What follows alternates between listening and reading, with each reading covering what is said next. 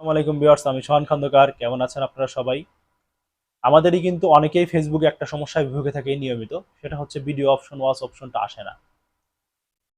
তো আমরা দেখব কিভাবে আমরা আমাদের ফেসবুকে ভিডিও অপশনটি আনতে পারি, অর্থাৎ ওয়াচ অপশনটি আনতে পারি সে সম্পর্কে মূলত আজকে আমার এই ভিডিওটা। যদি আপনি আমার এই পেজে নতুন সদস্য হয়ে থাকেন, পেজটাকে ফলো দিয়ে রাখবেন এবং ইউটিউব থেকে দেখে থাকলে চ্যানেলটাকে সাবস্ক্রাইব করতে কিন্তু ভুলবেন না, যাতে পরবর্তী ভিডিও আপনি মিস না করে ফেলেন।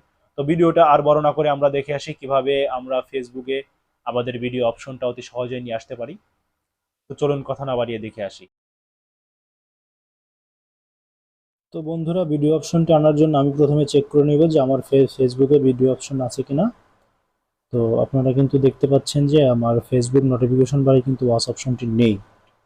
তো এখানে ভিডিও অপশনটি আনার জন্য আমরা কি করতে হবে, আমরা প্রথমে থ্রি ডট মেনুতে প্রেস করব এবং সবার উপরে যে সার্চ আইকনের বা বাম পাশে যে সার্চ সেটিংস আছে, সেটিংস প্রেস করব। প্রেস করে চলে যাব নোটিফিকেশন বারে। নোটিফিকেশন বারে যাওয়ার পরে আমরা যা করব, কাস্টম দি বার, কাস্টম দি বারে আমরা প্রেস করব। প্রেস করার পরে দেখতে পাচ্ছেন যে আমার এখানে কিন্তু ওয়াচ অপশনটি আছে, সবার উপরে আছে, কিন্তু আমার এখানে ওয়াচ অপশনটি সাপোর্ট করছে না। এর কারণে কি করব, ওয়াচে প্রেস করব।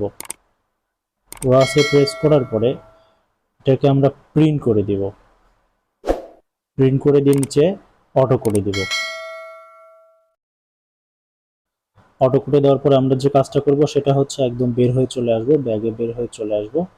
ব্যাগে বের হয়ে চলে এসেও কিন্তু দেখতে পাচ্ছেন যে আমাদের এখানে কিন্তু ওয়াচ অপশনটি আসেনি।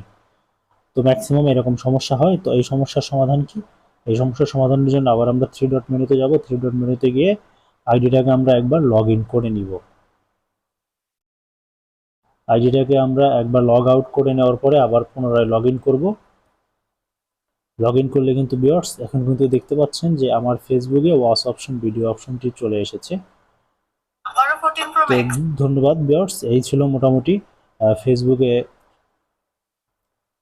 ভিডিও অপশন আসার ছোট্ট একটা ভিডিও। ভিডিওটি ভালো লাগে থাকলে অবশ্যই লাইক কমেন্ট করতে ভুলবেন না।